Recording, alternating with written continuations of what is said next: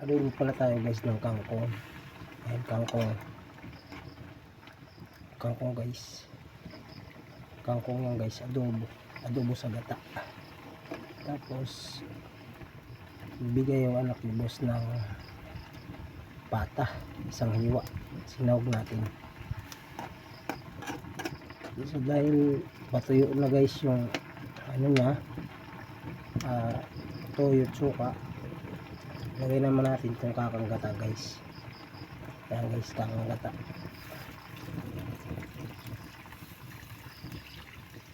So pumula natin at may tining opya. Ang guys, adobong kangkong na may isang hiwang pata guys. Pero guys, bigay lang yan ng anak ni boss. Tignan natin guys, kumulo.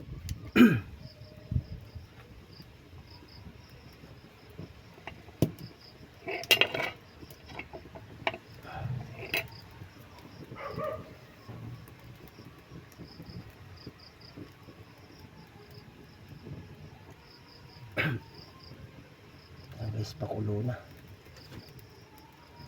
Adobong kangkong,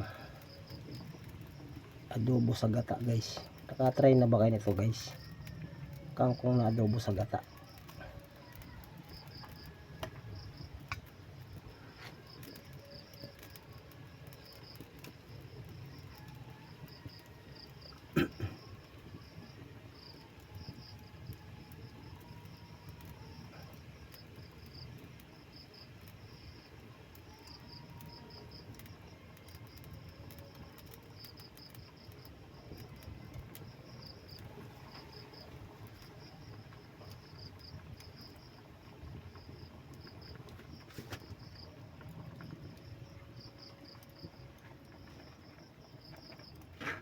Pag binuhos na guys yung kakang gata, hindi mo na pwedeng takpan yan kasi namumuo siya guys.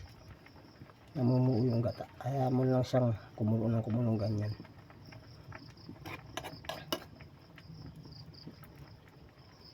Tikman na natin guys. Tikman natin sa baw.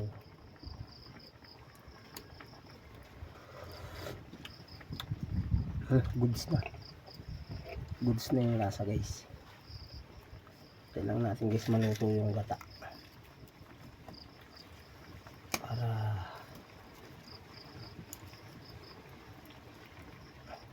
sabi pa salitang waray, marasa sa Tagalog, masarap. Yan guys, kumukulo na.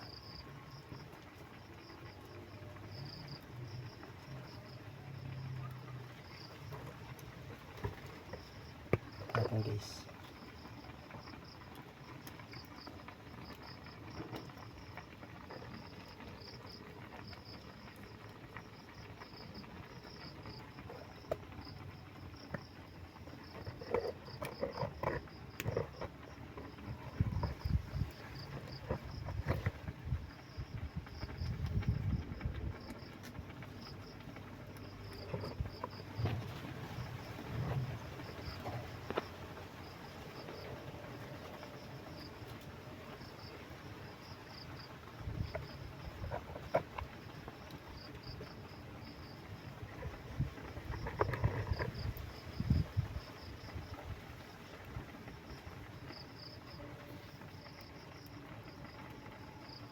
Yan guys,